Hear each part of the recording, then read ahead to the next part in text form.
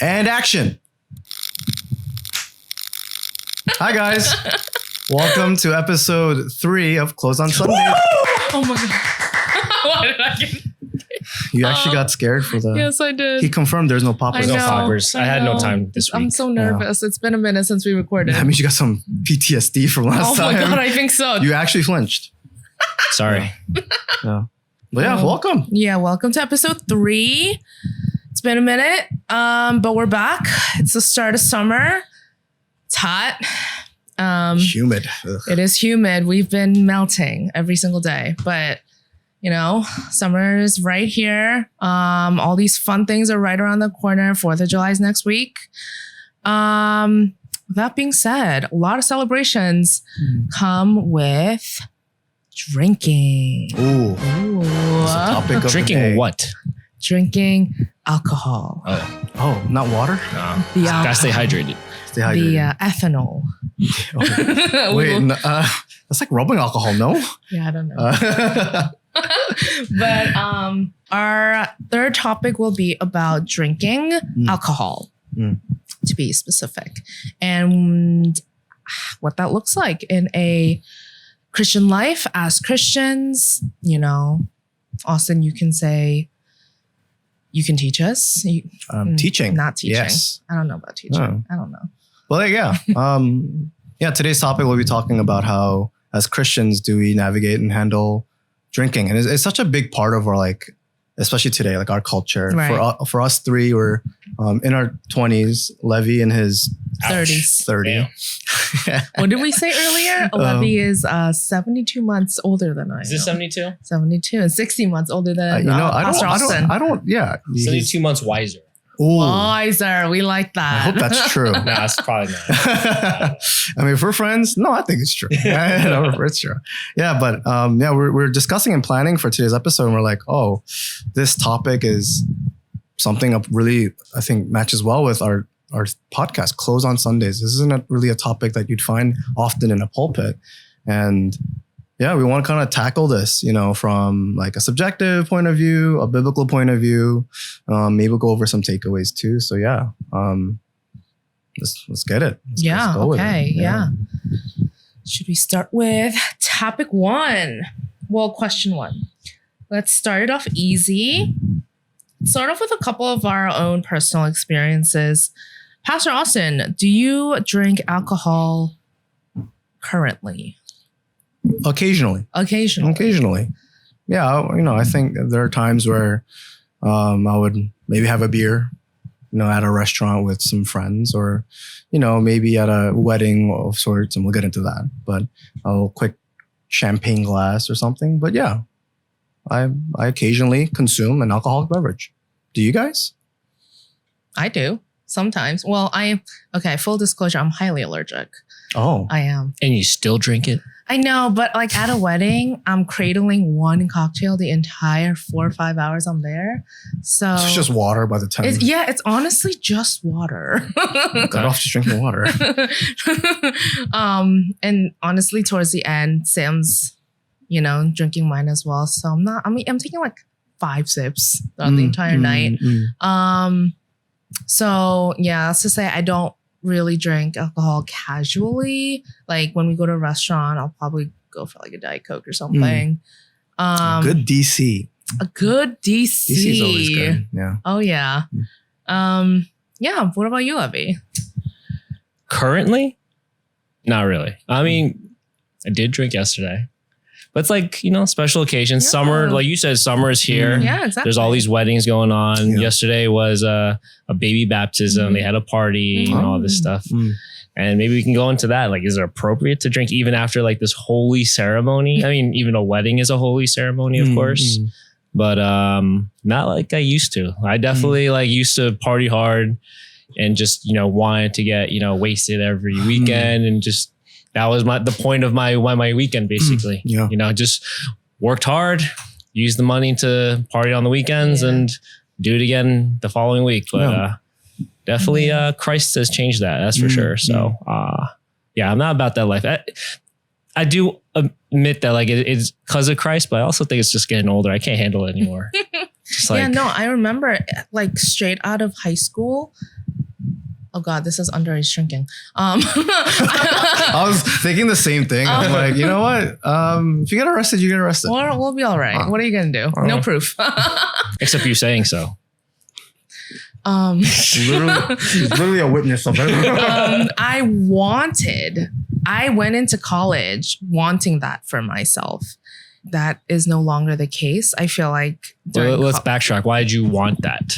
You could have had anything. You could have had like, just a nice group of friends to go have ice cream with. Right. Why was it alcohol? Because I grew up in the church, and because, as if you make friends at church, your main goal isn't really to go out drinking, like even in high school. And like, it was a very wholesome group, but I think I wanted that period in my life where I wanted to rebel, and I just didn't have that. And in college, it was like an opportunity for me. It was like free reign. Yeah, to meet new people. They didn't know who I was. They didn't know how I grew up or where I grew up. And I just wanted to be this fun gal, and fun girls always have a drink in their hand. Yeah. There's like that big, I think everyone knows about it for us and those listening, like college is always that time to maybe almost rewrite exactly who you are, rewrite what your habits are, rewrite what you do recreationally. Yeah. And drinking is just a big stigma tied to going to college, especially if you're like in a dorm and stuff, right? Yeah. You got no parent, you got no mom or dad waiting for you at home. No mom or dad has to pick you up. But yeah, I think. In retrospect though, I think I did grow up a lot in college, despite all the drinking I did. Yeah. Did grow up. I think I did find my identity compared to high school. I think that's where I really like found, I guess, who I am. But I think even if you fast forward a little bit to after college, even that solidifies who you are. I don't know where I'm going with this. Yeah, I was going to say. But yeah. Are we finding ourselves? Are we shifting topics? Maybe. New topic. Find yourself. To like, how did you do it? How is Levy? How are you? How are you, Levy? We'll do a 3-episode series of like, let's just check in on each person. But yeah, I think college, even for me, college was the grounds, the free land to start doing whatever you want, especially substances, especially drinking. A lot of us grew up fantasizing about how college is that place to start drinking, partying, being in that scene. And if you're part of that scene, you're cool and you're popular. I've definitely partook in that. Freshman year, right away, I was like, oh, cool. I have no mom or dad to go to. I have no Christian household to return to at the end of the day. I'm going to do what I want. I'm going to go out. I'm going to ask this person to buy me this, even though I'm underage. I think a lot of us, especially in our generation, we can't say all of us, but a lot of us really go into that. I actually want to share an anecdote from college. So it was after freshman year. Freshman year, I did most of my binge drinking. So I was like, I'm done meeting That's new fast people. For most college kids. Yeah. And then I was like, I was really over it really quickly. And I was like, okay, I really want to meet actual friends that, I can keep in touch with, lifelong friends, things like that. And, that I went back to my faith. So I joined my local KCF group at Stony Brook, Korean Christian Fellowship.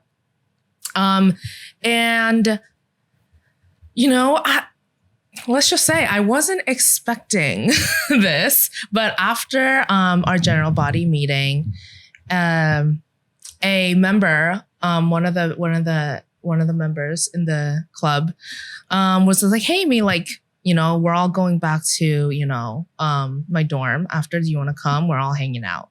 So I was like, "That sounds cool." So I was like, "Sure." So we're all going. We're all packed in a car, and he's like, "Hey, we're just gonna make a pit stop to the 7-Eleven and pick up some snacks and some stuff, and we're gonna go." I'm just like, "Yeah, no problem." So I'm just in the trunk. Well, no, I wasn't in the trunk. Wait. I was in the back seat. And they opened the trunk. What kind of club is this? Sorry, this sounds like the beginning of a horror story. I was in the back seat. They opened the trunk, and I see the biggest pack of beer on this guy's shoulders. He's carrying it like a boombox. And he's just packs it in. And I was like, okay. I love this club. Yeah, I was like, I'm down. I'm open. And then we go back to the dorm, and it's not like a party or anything. We're just like sitting around, we're talking, we're catching up, and he's packing his mini fridge with all these beers, and he throws me. He's like, "Amy, you want one?" I was like, "Sure." Just okay, this is cool. This is different. So this is cool. post worship, it was a house party. Yes. So it wasn't a party. It was a get together. How many people were there? Like 25. That's a house party. If this is a dorm, that's a lot of people. I'm pretty sure you were there somewhere. I don't know. Well, the Stony dorms are very small. So yeah, 25 people in a small dorm. That's a party. Was there music playing? It's a fire hazard. There wasn't. Okay, so it's a party. It's basically a party. It was, yeah. But I just remember thinking, these two can coexist. I don't know what it was.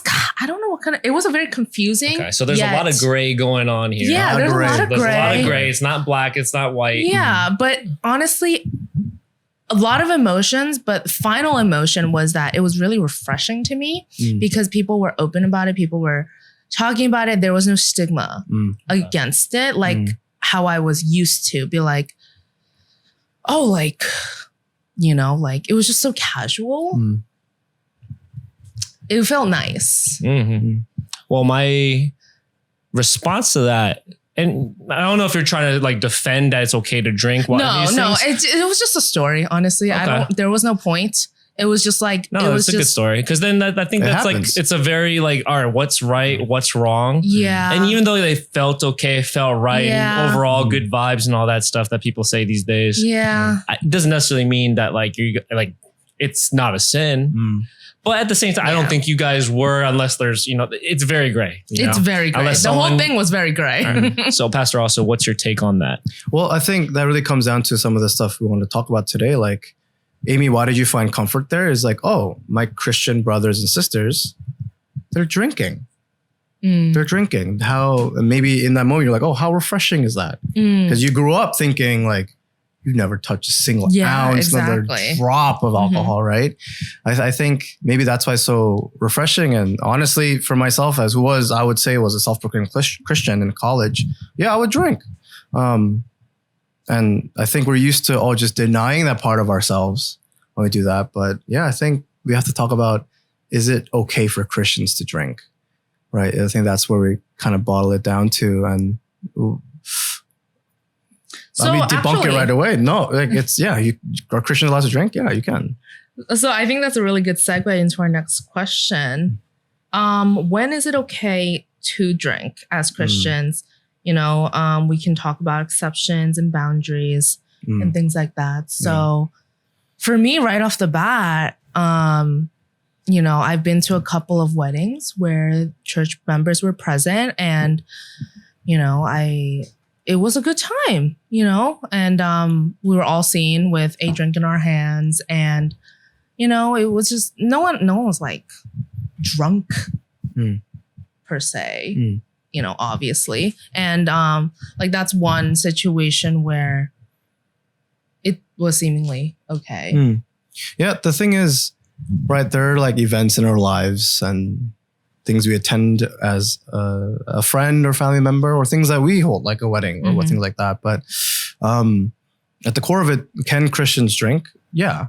But then, like you said, no one's drunk. And I think that's the big point. It's the level of amount of drinking to the level of effect on your mind. And that's where the problem starts, right? There's nowhere in the Bible does it say drinking is a sin. But you find countless passages saying being drunk is a sin, right? So that's a fine line. Yeah, to debunk all that, like we Christian brother or sister, they're allowed to have a beer, they're allowed to have a glass of wine, right? But I think a lot of us, why we thought it was so, maybe more in the Asian community for sure, is like, why did you feel refreshing that moment at college? Like we learned, like you touch it, you sin. You drink, you consume it, you're sin. You're going to hell. You're done. And what is that? That's basically legalism. Right? The moment you sin, the moment you do something, and you have a twisted view of something. And the problem isn't alcohol itself. It's the negative connotation with it. It's what people do to abuse it. So Yeah, it's how we use it. How do we use the thing that is in our glass? How do we consume it? Yeah, the problem is its effect on us. Yeah. Are there any examples in the Bible where they do drink and it's okay? I mean, there are a lot of passages. One thing a lot of people refer to and maybe misuse is Jesus at the wedding of Cana. He turned a bunch of these, like hundreds of gallons of water into wine. Another easy one is the Lord's Supper. When Jesus was at the Last Supper with his disciples, he poured a glass of wine for everyone. So there are passages where you see literally even Christ in the context of alcohol. And then you have a bunch of Old Testament passages too. So there's a bunch of things on drinking and things like that. So yeah. Like how have you guys thought about drinking? Like in terms of the limits or like what should you do? Like no-nos. So for me, like a big no-no is like, a couple of years back, there was a Friday night group Bible study that we had at QPEM and it was great. And I hear through the bushes that some people went to go drinking afterwards. But to me, that's frowned upon. So, why would that be frowned upon compared to drinking with your peers at a wedding? I mean, we want to get into it, but like, yeah, it's all context, right? Who are you drinking with? What are you drinking? What's the purpose of your drinking? If I don't think anyone, like a wedding, when you have that toast, everyone has a glass of champagne. If you're above age, right?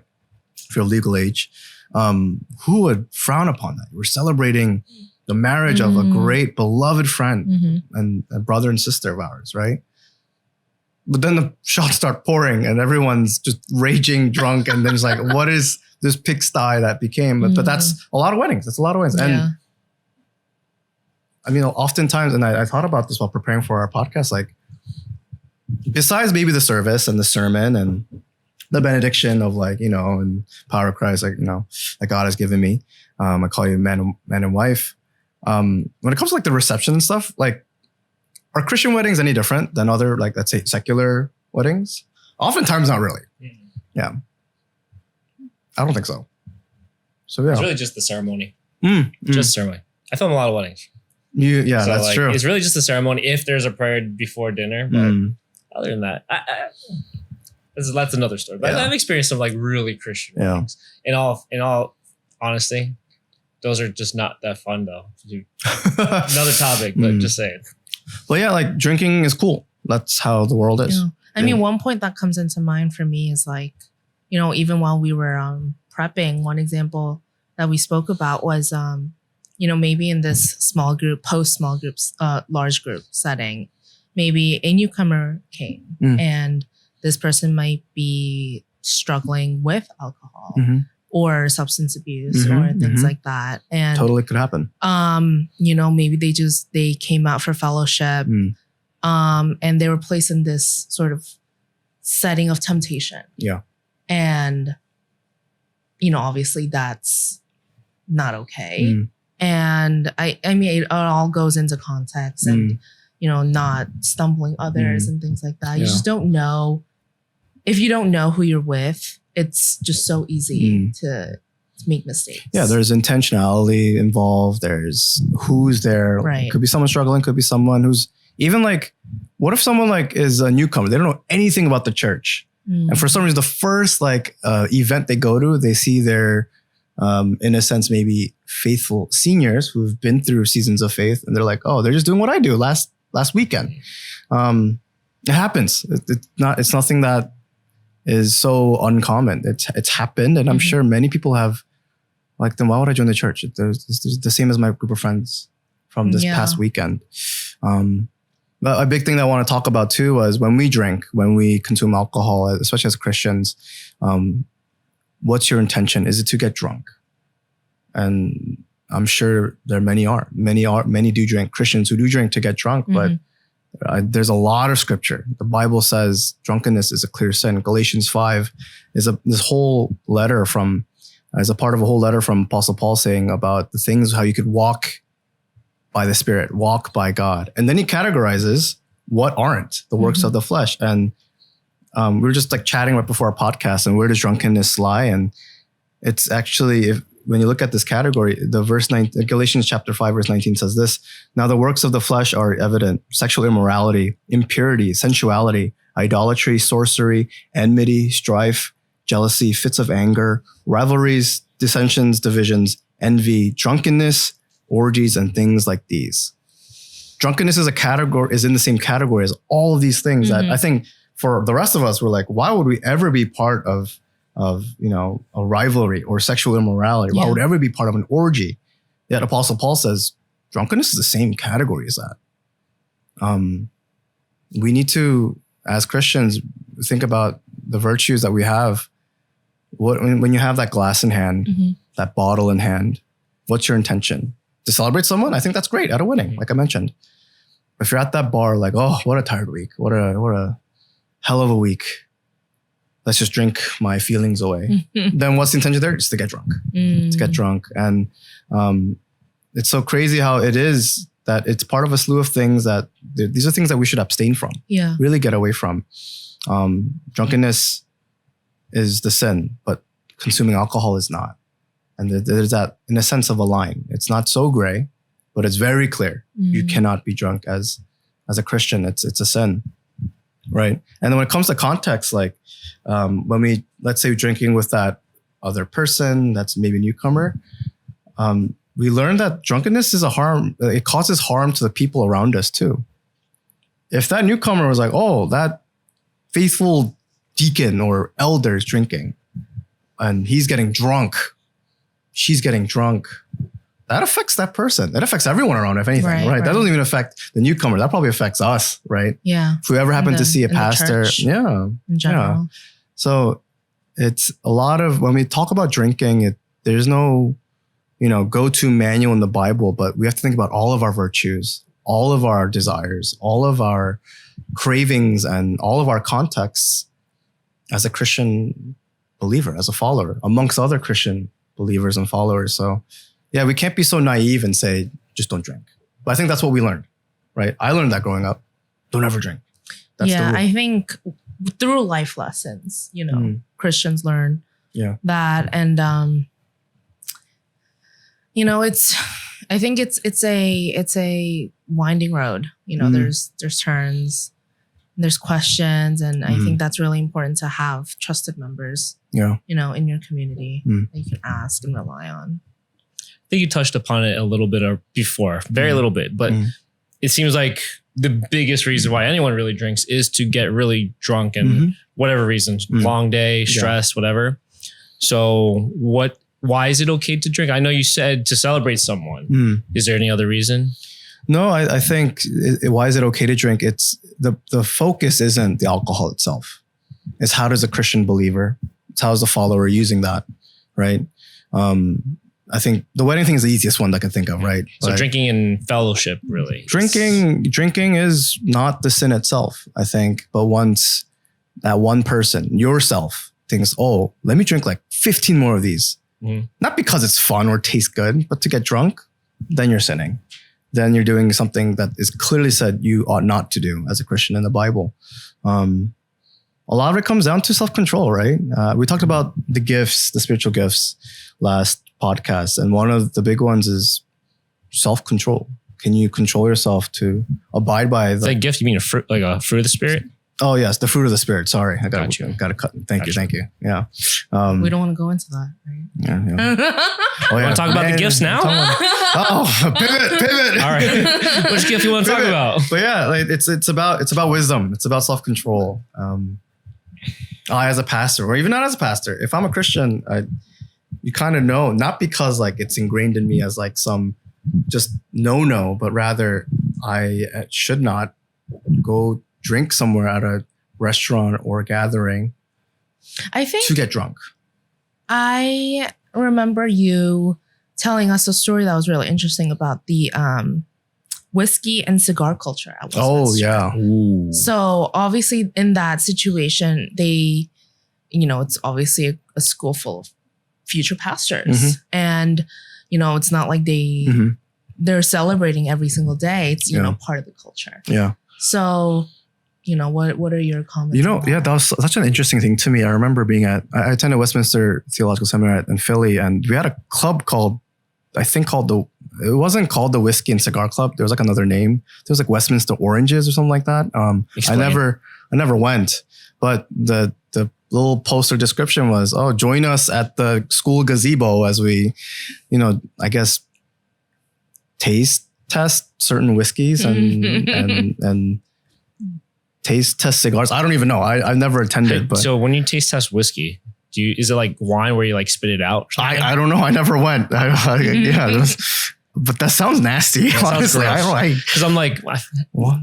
I've had my fair share of whiskey. They all taste the same. I know there's like whiskey enthusiasts out there, and they're just like, this one tastes good. You have to drop water. I'm like, no, they all taste like crap. Imagine just taking a glass and this one, swish. And also, where are you spitting? Hey, people do that with wine. I think that's gross. I just think about it now. Like, were they spitting on school property, or were they just consuming it? And they're probably just drinking it, right? But I could just imagine my fellow classmates. I taste the wooden this. So earthy. Right on the gazebo.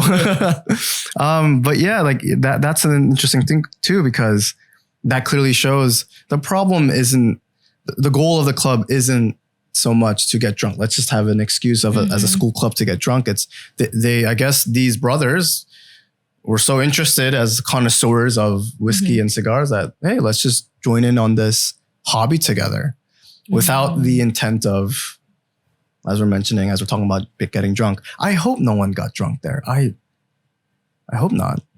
Maybe I hope they were spitting it out. I mean, I just don't get it. Cause why not just taste test like soda? It tastes good. Or like juice. Yeah, juice. I love apple juice. It's interesting to me because I've never seen that happen at undergrad, I totally understand. But like grad school programs or like grad schools, like you don't really see that. Yeah. And it's the first I've heard at Westminster. Yeah. Where I don't know if it was a fully school approved thing, but I guess the function was, if I saw a poster of it on a very small campus. Our campus is 4 buildings. Like it's not like there's like this academic mall where. Can you imagine during the pandemic, you have to do it virtually? Everyone brings their own whiskey. And they have their trash can to spit into next to. Yeah, that just sounds nasty. But yeah, I think that also attests to the problem isn't just simply taking a sip. Oh, you're done going to hell. The problem is what's your intentionality there, and over and over we see in the Bible. I think one passage that I really liked was Ephesians chapter 5. It's about like how you walk as a Christian. Look carefully then how you walk, not as unwise, but as wise, making the best use of time. And then verse 18 says, do not get drunk with wine, for that is debauchery, but be filled with the Spirit. It doesn't say do not ever drink wine ever in your life. So don't get drunk with it. So constantly we find passages in scripture that really focuses not on, oh, that is taboo. You better not be seen with the glass in your hand, a beer bottle in your hand. It's always about what happens when you do, what happens when you drink too much of it. Moderation. Moderation. That also goes into the, the diminishing of self-control once the drunkenness sets in. It's people commit sin. Yeah. I think it's clear as that. It's just, their walls come down. Maybe, things that they were trying to control, they were trying to suppress, start coming out. And, we obviously don't want that for our lives, and nor do we want to condone that in other people. And maybe mistakenly growing up with our parents or church or whatever, we're taught that we have to safeguard our kids from ever touching alcohol because then it does lead to sin. But then I'm sure so many of us thought that took it the wrong way. Yeah, like I think. Even that. Hey. Yeah, sometimes, rebellion happens because you're so caged up. It doesn't even have to be about alcohol. It can just be about going out. It could be about even drug abuse or drug usage, things like that. It could be not simply drinking. Like, you're right. Sometimes it has the opposite effect. I got a tough question for you. Yes. Is there a spiritual connection, or what is the spiritual connection? I guess when someone gets drunk. Well, the effect of alcohol on your mind is, your vision's blurry. Your ability to use your body is impaired. Alcohol controls the mind.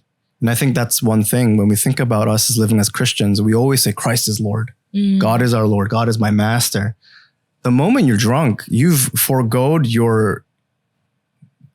God. You're like, no, this alcohol has priority over me. This alcohol has control over my body. I don't want the influence of God over me. I want this alcohol to do it. And I'm sure many unknowingly do that. Yeah. But that's what we essentially do. The moment you start having all these impairments, there's this passage where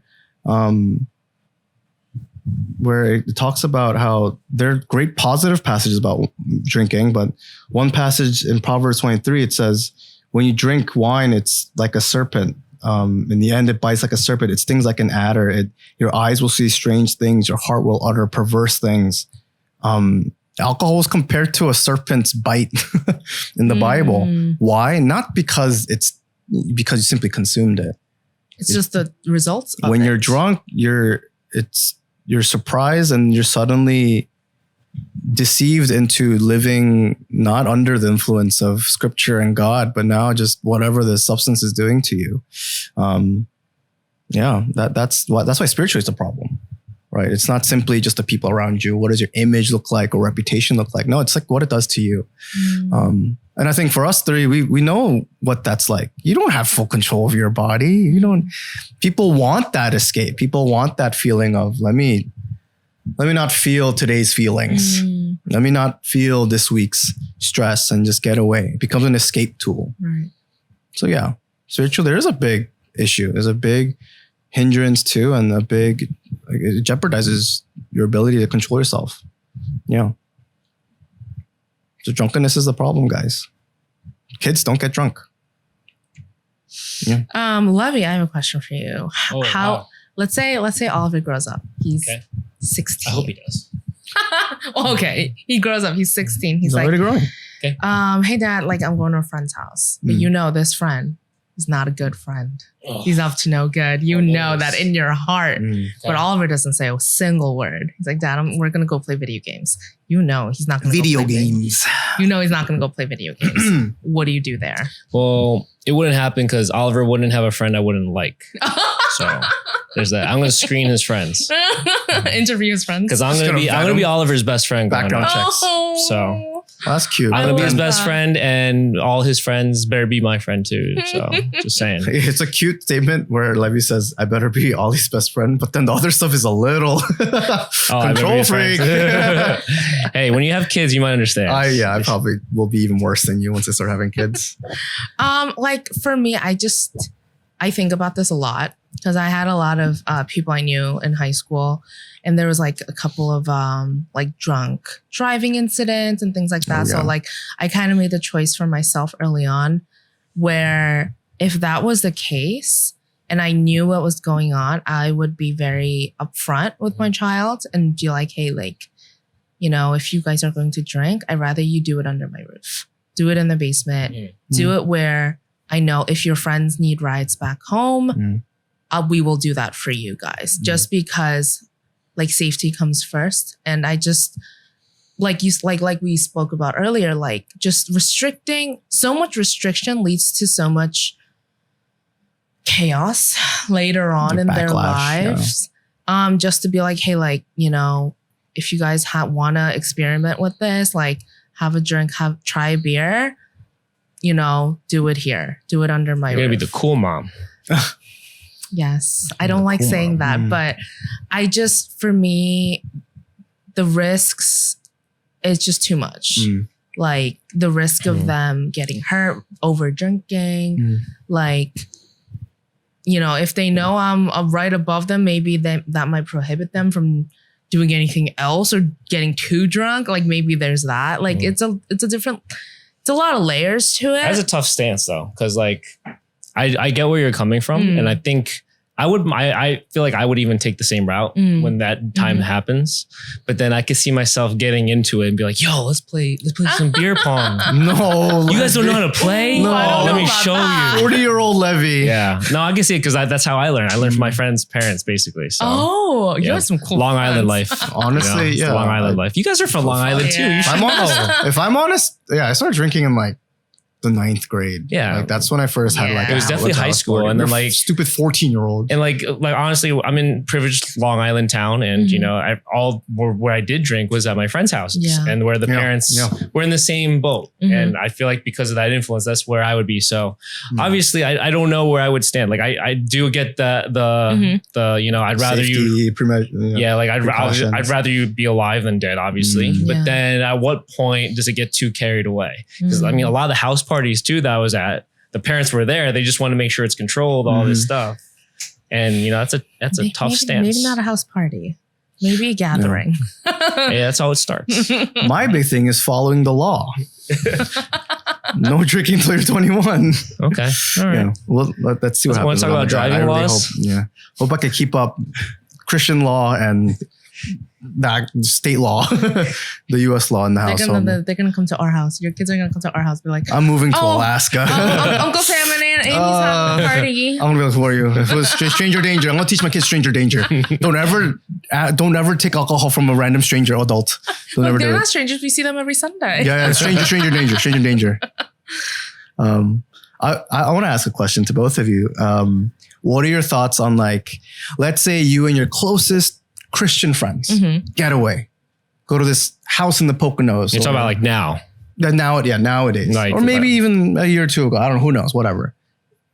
It's like the people you trust. Seems like everyone's of faith. You know how everyone's doing. In that context where no one's looking, in a sense, you're not in a public space. You're not with other either non-believers or. So we're church friends. We're not in a church setting. We're outside of. In this example, we're outside of New York. Maybe upstate, whatever. Yeah, sure. Would you drink? How much would you drink in that context? What do you think is okay?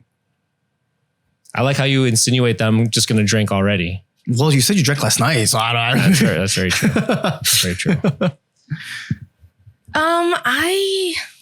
Okay. Well, I'm not a employee of the church and whatever. So that's my rule number job one. is not whatever. Okay. I get to preach and herald the gospel. That's true. You Get this man a beer right now. Stop it. Water's good. Yeah, no, me and my close friends, we love getting away. We love that. So that's funny you bring up that setting. So the simple answer is a lot. Oh no! I'm glad you're truthful. Yeah, she's so honest. Yeah, I'm glad. But this is closed on Sundays. We gotta be truthful. Yes, we are going to close that door. No church members are coming in. Yeah. We no longer buy handles, plural, but we do buy a 36 pack of High Noons. So that is I can just picture it. Spiked seltzers for those who don't know what High Noons are. Isn't that vodka soda or whatever? Basically. But they taste way better than White Claws. What's a White Claw? What's a White Claw? They're like Yellow Claws, but white. Dad joke, let's go. Sorry. But and this guy wants to play beer pong with his kids one day. I didn't say I want to. I could see myself doing it. Isn't it the same thing? Yeah. And I feel like it is. The older we get, a lot of my friends have steered away from beer just because of like the gluten. I thought it was because like you get bigger. Yeah, I thought now we're talking about like health choices. No, the belly, and they just don't feel good. They get too full, so we can't eat the meat that we buy, and so things like that. So we don't really drink beer anymore. I think that's a really the biggest trend. I think over the past couple years. I think it's a financial thing too. If we're going to talk about health, we're going to talk about finances. Oh yeah. I thought supposed to talk about this drinking okay. But yeah. But thanks for being honest. I mean, it's not like we're drinking like morning to night. It's like, we do our morning and the afternoon activities, maybe like a beer in the hot tub or whatever, or a seltzer at the hot tub or whatever. But then at night, where our bellies are full with the steak and we're just having good talks. The vibes are good. It's not like we're shotgunning anymore, but let's just say she's a party gal. I'm not a party gal. All right. Well, here's my answer. And I wanted to see like, how would you interpret my heart? Because my heart isn't because I don't want to do it because it's sin. So that's my truth to that. I'm not doing it because of that, but I would drink, like, let's say like last night at a friend's, baby baptism, they had a barbecue. Yeah. Drank a little bit. Literally after one. So Kirkland has like their hard seltzer version now. After one, I was like, no, I can't do this. Cause I'm just like, the thought of waking up the next day is just like, I have work tomorrow. I can't do this. Yeah. So I guess it's a little bit of maturity or just, it's not even maturity. It's getting old. Honestly, it's just getting old. Yeah. And then two, you touched upon it, is just the bloatedness. I just can't do it. And then even if I were to even drink, let's say even liquor, I've gained so much weight over the last few years that like I could drink a lot and nothing happens. And it's a blessing and a curse. I was thinking about that because, we're like, it could be like a getaway. It could be like your boy's bachelor party, your homegirl's bachelor party, right? And suddenly there's free reign. And I think myself and reflect on my life too. Like, do we give ourselves a free pass when we think that things are safe, when we're in the right context? And I realized, no, you don't have a license to still drink till you get drunk. And it's a hard pill to swallow, especially when we're used to it, or maybe that's the lifestyle we live. And I had to reflect for myself too. I'm sure I would have a lapse of judgment. And if I'm in a setting where, no one's looking at Pastor Austin, no one's looking at Christian leader Austin, just go unhinged.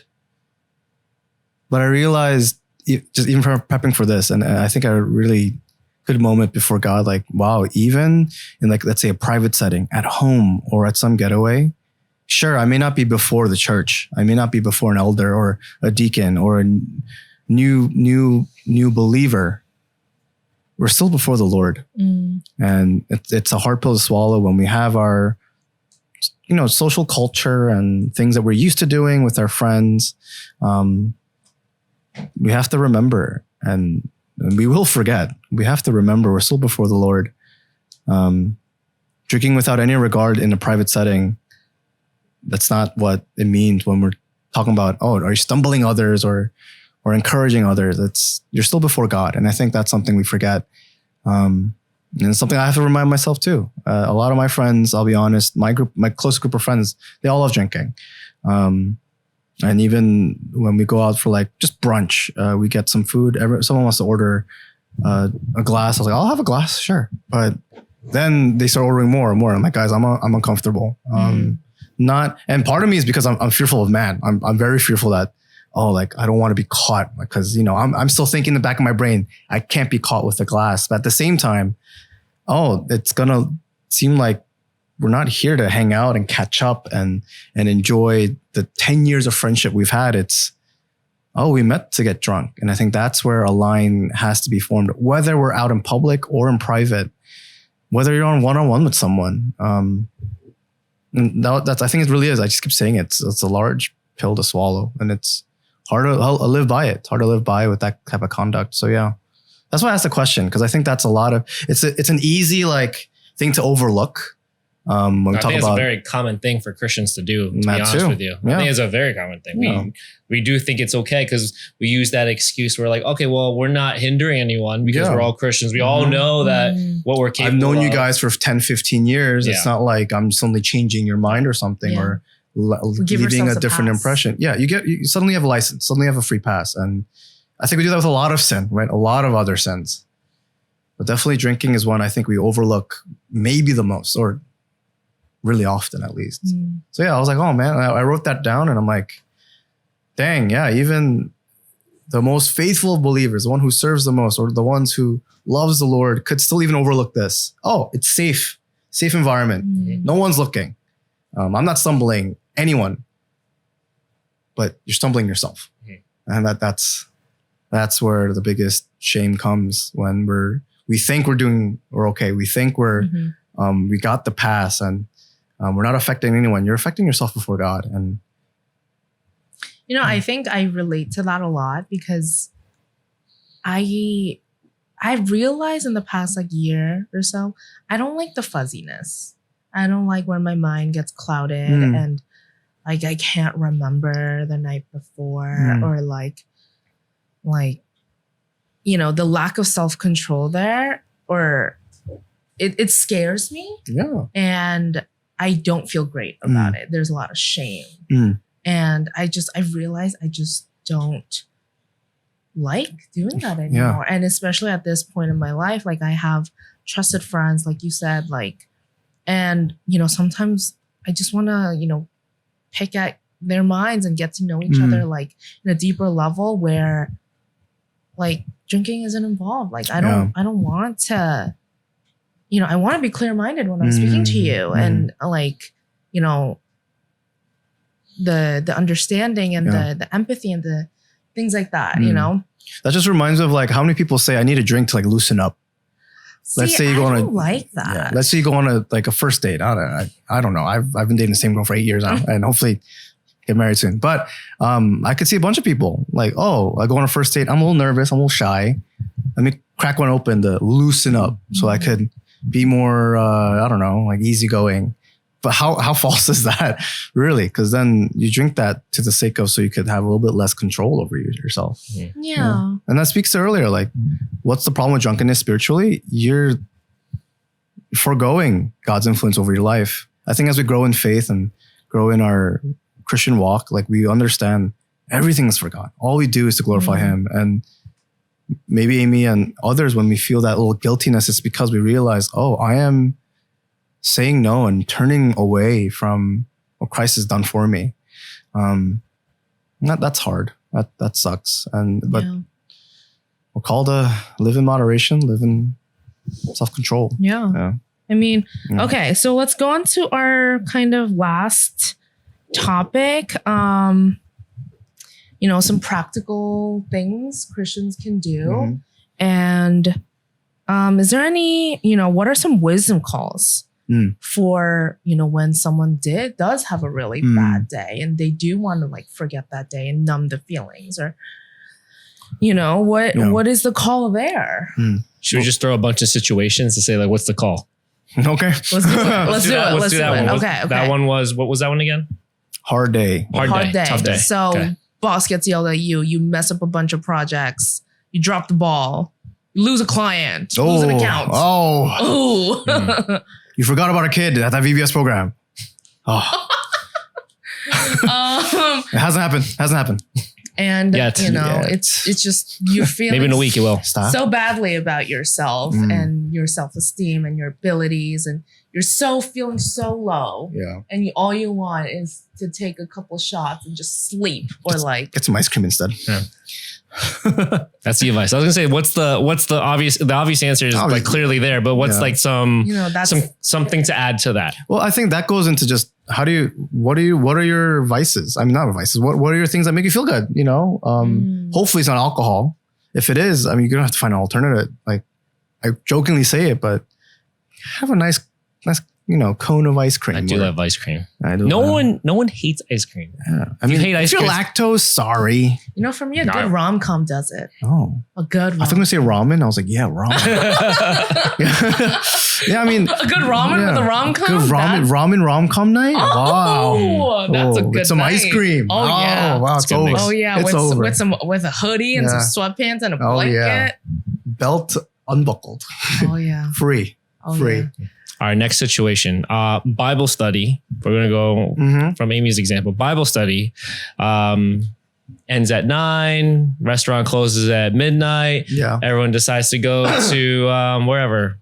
Flushing. Applebee's. There we go. Applebee's. Yeah. It's after 10. It's 2 for 1. Why do I know that? Anyway, it's 2 for 1. And, you guys go for it. Same thing with the appetizers. Appetizers. 2 for 1. I missed those appetizers. And what do you do? I think it goes back to the intention too. I think we talk about context, we talk about who's there and things like that. But I think the general easy rule is, hey, don't. Don't. It's they order a pitcher. God, why? Cheaper. That's It true. is cheaper. So I will actually reverse it and say like, all right, context, like everyone, like same thing like you said before, everyone's friends at 5+ years, they know each other. I would actually think it's okay now. I know before when we were actually prepping for this, I was very like, oh, I can't believe they did that. But looking in context, let's add even the part where no one just gets drunk. Everyone's just there for fellowship. I think it's okay if no one gets drunk. Yeah. Have like a beer, they get a pitcher, just one glass of beer each, call it a night, go back home. Yeah. I think that's totally okay. I think so too, actually. Yeah. Now thinking about it, I think it's okay. Because then it's going back to the legalism thing where it's just, no, don't do it. Yeah. Don't do it. Yeah. You don't want the little trigger thing in your brain. It's like, oh, like don't do it. But I think there's a great wisdom call of just avoid it when you can. And it's not necessary every occasion, but going back to like your parents, I think that's why, especially as a parent myself now, I totally get why parents say like, just don't do it. Yeah. Because then you're just, you're opening a can of worms. It's almost like an answer all to your issues that your kid might eventually have. Just know that you can't drink ever. Yeah. But that's not really tackling the problem. So yeah, I think, Levy, I think you said it well. It's even in that type of context, the 2-for-1 and the picture of everyone having a glass. It's sure, maybe if everyone's financially, it's such an easy option. Yeah, I think it's okay. But is everyone okay? I think that's a question. What is everyone's intention there? Last example. What about, like you said, before first date? And, this person hasn't had a date in a really long time. And they're really anxious and they're really worried. Yeah.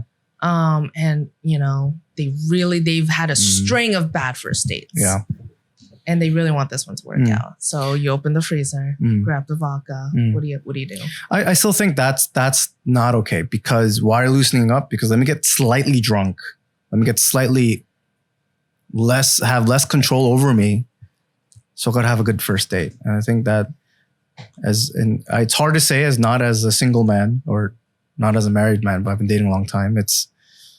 Look, you might have had a bunch of bad first dates, but how much will alcohol help you? Maybe you're the problem, or really. But I say that's a joke. But yeah, you're that person seeking alcohol, not because it's like some stimulant all of a sudden. It's because you want to get slightly drunk, slightly buzzed, slightly tipsy, so you speak a little smoother, a little more eloquently.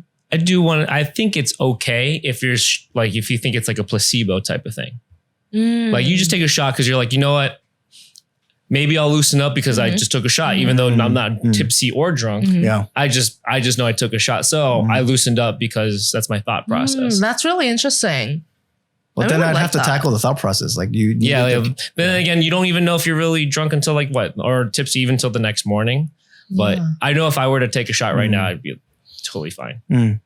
No, I think it's a rooted thing though. Like that, for placebo, definitely. I mean, we get to psychology. It gets so crazy, but definitely if you're a person who thinks, let me have this placebo effect of if I have this shot, I'm gonna be okay.